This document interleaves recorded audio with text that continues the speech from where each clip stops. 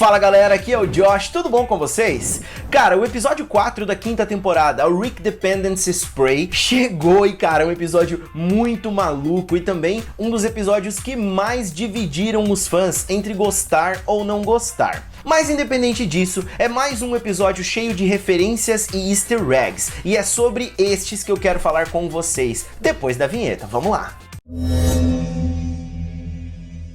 Pois é, galera, vamos então dar uma quebrada nesse episódio para descobrir aí as referências easter eggs que tem escondidos nele. Mas antes disso, eu quero convidar você a se inscrever aqui no canal, deixar o seu like já para dar aquela força e ativar os sininhos para receber as notificações de todos os vídeos e teorias que eu trago aqui para vocês. Então o episódio começa ali no hospital em que a Beth trabalha, o Hospital St. Equus. E eu achei legal a arquitetura do hospital, que parece com um celeiro, assim, faz todo sentido, né? E um outro detalhe que eu achei legal foram os adesivos nos carros. Olha ali, ó, um tem uma ferradura, o outro tá dizendo Save the Horses e o outro tá dizendo No Glue for You. Anyway, a gente vê o Morty reclamando lá que eles vão se atrasar pro cinema e a Beth chega dando uma zoada na Marvel, dizendo então vamos lá ver qual que é essa próxima merda que a Marvel tá trazendo aí. Isso bate com o fim de semana de lançamento de Viúva Negra. Mas não é nem só por isso, cara, essas referências à Marvel são também porque vários produtores, escritores de Rick and Morty fazem parte agora também do MCU, do universo estendido da Marvel. Como por exemplo o Jeff Loveness, que escreveu vários episódios de Rick and Morty, inclusive o primeiro agora dessa quinta temporada, que pra mim foi o melhor até agora. E ele é também o roteirista do novo filme do Homem-Formiga, Quantum Mania.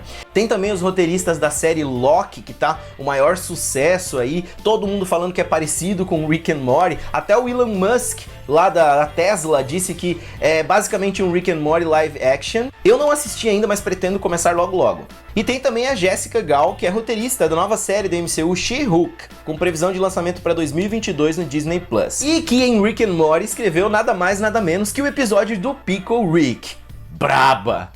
E mais pra frente no episódio a gente vê que o Rick dá mais uma referenciada à Marvel, na verdade mais pessoalmente ao Robert Downey Jr., falando da carreira dele, que ele era um animal nos anos 90 e depois se acabou em drogas e foi meio que revivido pela Marvel pra fazer o Homem de Ferro.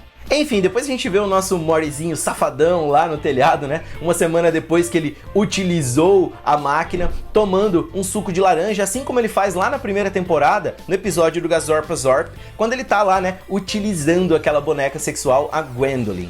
Enfim, lá na garagem o Rick diz que vai fazer uma arma biológica para enfrentar os equinos, um povo cavalo, humanoide, canibal, que vive no subsolo, e eles estão em guerra há tempos. Em inglês, os equinos, na verdade, são chamados de Chuds, ou Cannibalistic Humanoid Underground Dwellers. Yes, consegui falar. E é uma referência a um filme de terror chamado Chud, de 1984. Só que aqui, né, eles foram colocados aí, talvez pelo passar dos anos, com forma de cavalos.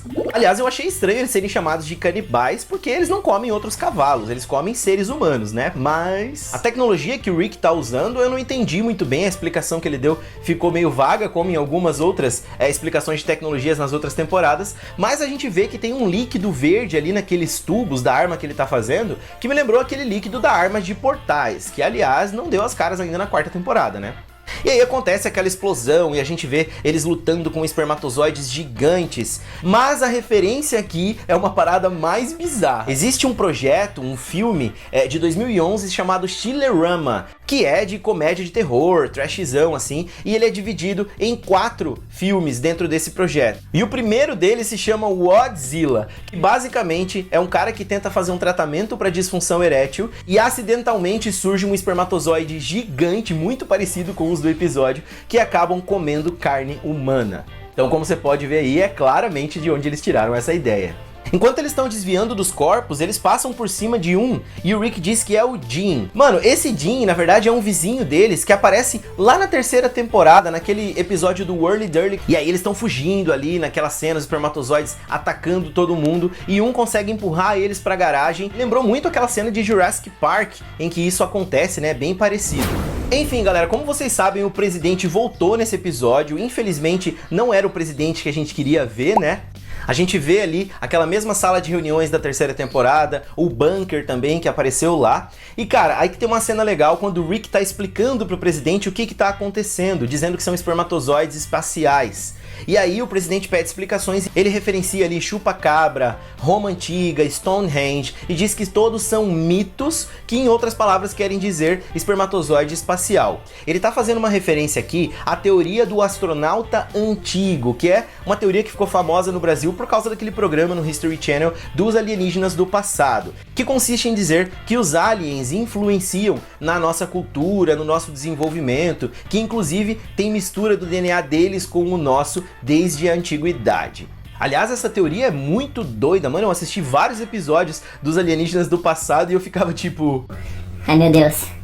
Aí surge do nada um cara que o presidente chamou, que diz que é o maior especialista em esperma do mundo, o Dr. Shibubu. Você pode ver ali na roupa dele que ele tem umas marcas de líquido na gravata, no bolso, tem uns guardanapos na calça.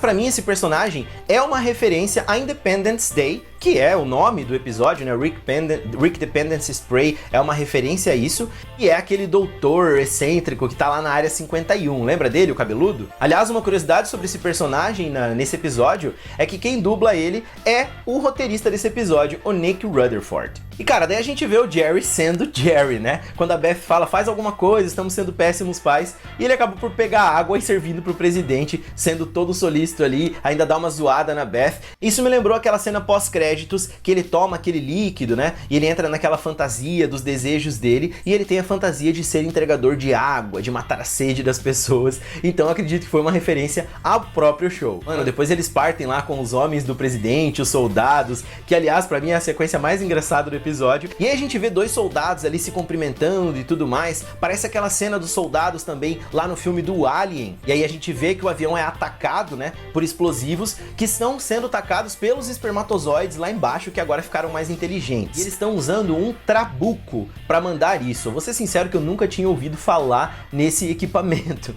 Mas se eu visse, eu ia chamar de catapulta, assim como o Morty fez. Só que eles são diferentes no funcionamento e tudo mais, e eles acabam por fazer uma piada disso. O Rick chama o Morty de burro, dizendo que é um trabuco e não uma catapulta, e o Morty diz que ninguém sabe a diferença. Mano, quase dá pra ver que é uma piada interna dos caras ali, dos produtores que estão escrevendo o episódio. Ah, na hora que o avião explode, o Rick e o Morty se seguram porque sai uma espécie de braço mecânico do Rick, que me lembrou o Dr. Octopus, lá do Homem-Aranha.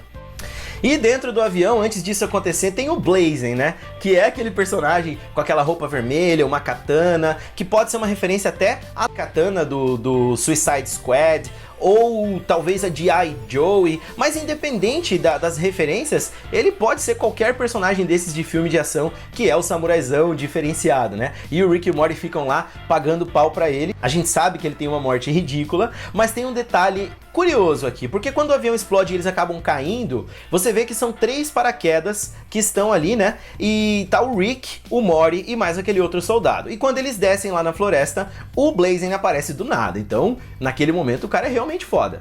E é logo depois que o Morty conhece o seu amiguinho, né? O Sticky, o Grudento. E aí ele passa a cabeça ali, me lembrou um pouco da cena do Como Treinar o Seu Dragão. E mano, falando depois da morte do Blazing, cara, eu dei muita risada dessa cena dele se matando sozinho ali, achei muito engraçado. Depois ele pega uma revista e mostra pro Morty, diz que é a esposa dele, que na verdade na revista é uma modelo de verdade, é Kath Ireland que tá ali. E eles não acreditam muito que a mulher é a esposa dele. Depois, quando a Rainha Esperma captura eles... Eu não me aguento toda hora que eu falo isso, mano. Rainha Esperma. O Rick fica preso num quadro de... Lógico, né? Um quadro de esperma. Mas a forma que ele tá ali é uma referência a Star Wars, o Império Contra-Ataca, né? Que o Han Solo fica exatamente nessa mesma posição. Deixa eu falar uma coisa, que a dublagem desse episódio tá sensacional. Esse episódio, ele é cheio de gírias para masturbação em inglês. Então transformar isso, adaptar pro dublado é muito foda. E cara, a dublagem de Rick and Morty nessa temporada está se superando. Dublagem brazuca, né, meu amigo? Nós somos os melhores nisso. Depois, já em Las Vegas, quando eles estão comemorando o óvulo gigante da Summer que eles usaram para atrair os espermatozoides, a gente vê uma placa ali agradecendo o professor Shabubu pelo projeto com o óvulo, que aliás, o presidente ofereceu um prêmio Nobel para ele. A gente sabe que a ideia foi da Summer, né? Naquele momento, até a mãe dela dá uma zoada nela e fala, agora você se tornou uma mulher. E, velho, a gente sabe que a Beth tem uma experiência já aí com essa questão do machismo e tudo mais, e ela acaba sempre trazendo alguma ironia ou algo assim, tanto ela quanto a Summer, nos episódios. E o Rick e o Morty estão fugindo, então, agora que o Rick, na verdade, descobriu que a culpa de tudo aquilo ali é do Morty, né? Mas eles têm que impedir, porque afinal o óvulo é da Summer e o espermatozoide é do Morty, né? Rolar meio que um incesto torto ali. Só que no caminho eles são abordados pelos Chuds, que acabam por prender eles, e tem uma cena muito engraçada, porque o Rick tá acabando de falar uma frase do Morty, que ele fala, um bebê incestuoso gigante, e um dos Chuds olha pra ele e fala, quem te contou? Mano, eu dei muita risada, ele falou ainda que só tava terminando a frase do Morty.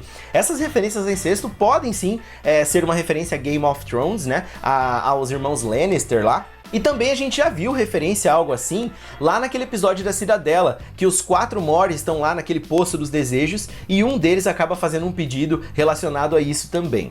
Eu não sei qual que é a pira do Justin Roiland e do Dan Harmon de falar disso, cara. E aí, enquanto eles estão sendo levados lá para o Rei Equino, o Rick tá culpando o Morty, né? Xingando ele, e o Morty pede desculpa e fala que não tem o que fazer porque isso é a natureza dele e ele não consegue mudar. E aí o Rick faz uma menção ao escorpião. Você é um escorpião de fábula? Ele está referenciando a fábula do escorpião e do sapo, que eles precisam atravessar um rio e o escorpião quer uma carona do sapo. Mas o sapo não quer dar carona porque tem medo dele atacar.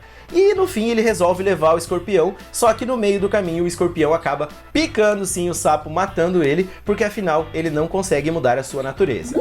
E aí o Morty solta do nada um Rick, isso é demais, passou dos limites até mesmo pra nós. E aí o Rick fala, silêncio Morty, eles podem nos ouvir. Cara, pra mim isso é uma meta piada, eles estão falando na verdade da própria Adult Swim e da Warner, né? Já que os produtores ali, até em entrevistas eu vi eles dizendo, meu, como é que a gente conseguiu transformar isso num episódio, como é que isso tá no ar? E aí a gente volta pra Las Vegas então, em que o exército tá jogando espermicida lá na parede e até eles fazem uma piadinha, estamos em Vegas, é fácil de encontrar isso, né? Mostra a cidade, mostra cassinos, os personagens todos da cidade, mostra até um mágico ali que faz aquela parada do coração. Esse cara existe na vida real, é chamado de Amazing Jonathan, é um personagem real. Os espermatozoides vão chegando e não conseguem passar ali pela parede, e vem um sozinho cheio de explosivos pra atacar tudo ali. Isso é uma referência lá àquele orc que vem cheio de explosivos no Senhor dos Anéis e as Duas Torres. E depois que explode ali com mais uma piadinha irônica sobre machismo com a Beth, elas resolvem elas mesmo tomar controle e resolver tudo sem ganhar os créditos. E aí a Summer fala, vamos dar uma de Nancy Reagan.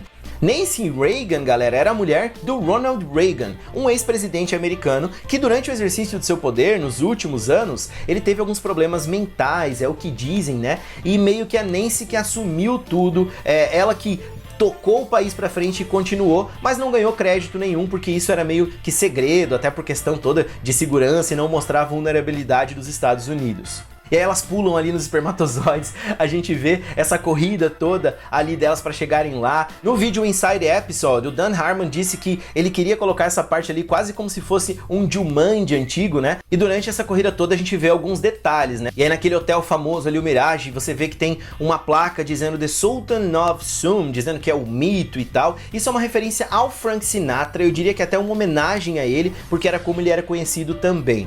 E cara, a gente vê o Grudento salvando todo mundo ali, né? Ele vai e acaba por matar a rainha que tava pra fecundar o óvulo, mas o plot twist que dá é que ele mesmo entra e fecunda o óvulo, né? E a Summer vê e pega uma arma, uma bazuca ali pra atirar, só que o presidente não deixa, dizendo que é ano de eleição e aquela é uma vida humana. Pra mim isso é uma referência à questão do aborto, que é sempre polêmica, mas que acaba por sempre virar bandeira de campanha nos Estados Unidos, já que lá a maioria dos estados libera o aborto.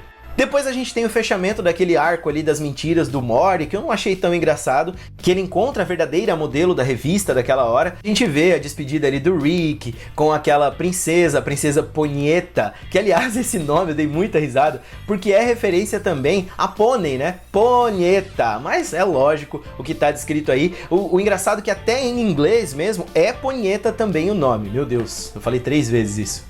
Enfim, a gente vê ali que o bebê, filho do Rick, vai embora, a mulher também, e ele quebra a quarta parede, apertando o botãozinho ali e dizendo, essa foi fácil. Mano, eu morri de dar risada, achei muito massa esse final. E na cena pós-crédito a gente vê um astronauta sozinho, arrumando equipamento, fazendo uma reflexão sobre a vida, lembrando da saudade do filho. Me lembrou um pouco Gravidade, né? Aquelas cenas da Sandra Bullock. Mas quando aparece lá o bebezão incestuoso gigante, filho do Maury com a Summer, e com DNA de cavalo misturado, ai meu Deus. A gente vê até pela música e pela forma que é uma referência clara a 2001, Uma Odisseia no Espaço. Mano, filme mais psicodélico que eu já vi na minha vida. E é isso, galera. Esses foram então os easter eggs e as referências que eu encontrei nesse episódio.